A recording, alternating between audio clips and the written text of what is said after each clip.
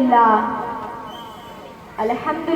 رب العالمین والصلاة والسلام علی رسولہ الکریم اما بعد فاعوذ باللہ من الشیطان الرجیم بسم اللہ الرحمن الرحیم الا ان اولیاء اللہ لا خوف علیہم ولا هم يحزنون صدق اللہ العظیم۔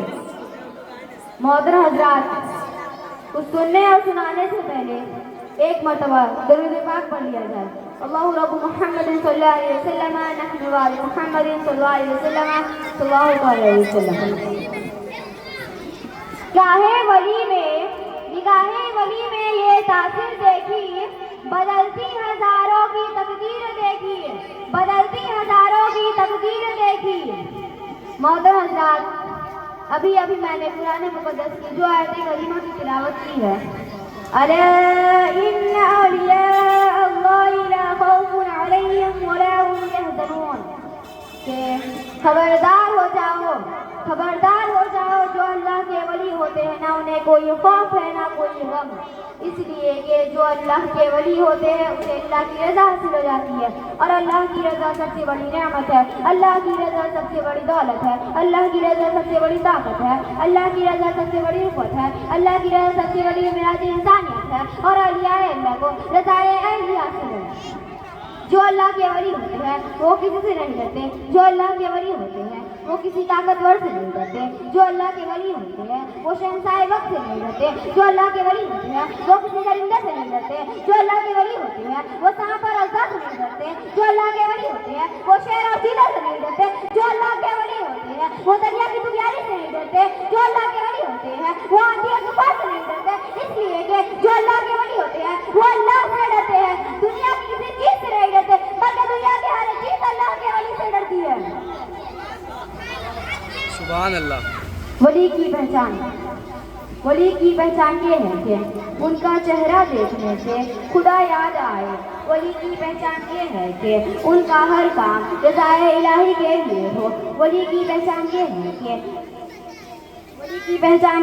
کہ پرخادیوں میں نگاہ شکر ڈالے تو لالا زار بن جائے۔ ولی کی پہچان یہ ہے کہ ولی کا ہر کام رضائے الہی کے لیے ہو۔ ولی کی پہچان یہ ہے کہ کسی سے دوستی کرے تو اللہ کے لیے کرے، اور کسی سے دشمنی کرے تو اللہ کے لیے کرے۔ ولی کی پہچان یہ ہے کہ نعمتیں ملے تو شکریہ ادا کرے، اور نعمتیں نہ ملے تو شکریہ ادا کرے۔ بلکہ ولی کی پہچان یہ ہے کہ کسی بھی حالت میں زبان پر شکوہ و شکایت نہ لائے، اس لیے کہ جو اللہ کے ولی ہوتے ہیں وہ صبر و شکر کا سراپا مجسمہ ہوتے ہیں۔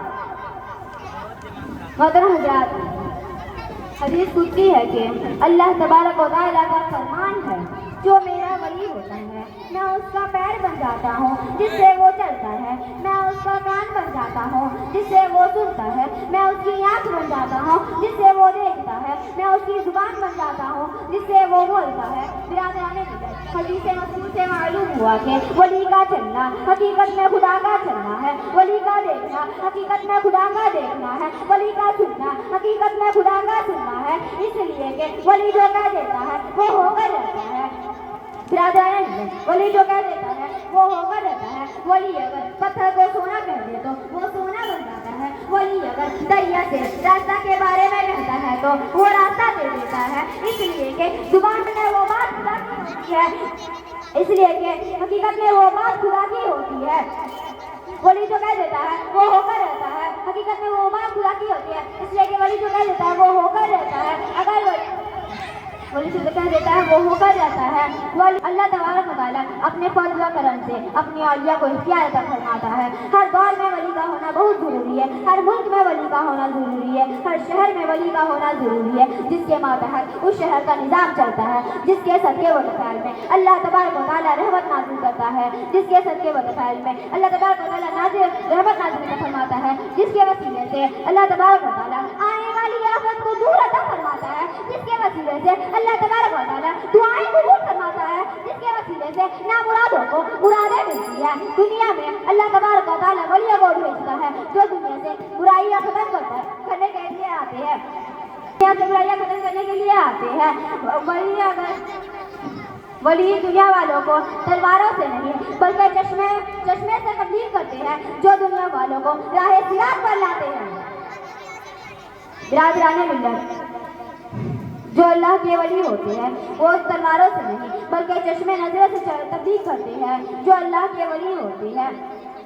جو کوئی عالم سالہ سال تک وہ تبلیغ حاصل نہیں کر سکتا جو اللہ کے ولی ہوتے ہیں، قرآن واحد میں کرتے ہیں۔ محترم حضرات، آئیے میں آپ کے سامنے ایک واقعہ پیش کرتی ہوں تو آپ کو خود اندازہ ہو جائے گا کہ اللہ تبارک و تعالیٰ کی دی ہوئی طاقت ان کے ولیوں کے پاس کتنی ہے۔ ایک ہندو ایک غیر مسلم ایک شہر سے دوسری شہر بارات لے کر جا رہے تھے۔ چلتے وہ راستہ بھول گئے، وہ راستہ بھول گئے، کوئی بھی نظر نہ آیا جن کو راستہ معلوم ہوتا۔ دور پاس میں ایک درویش تھا۔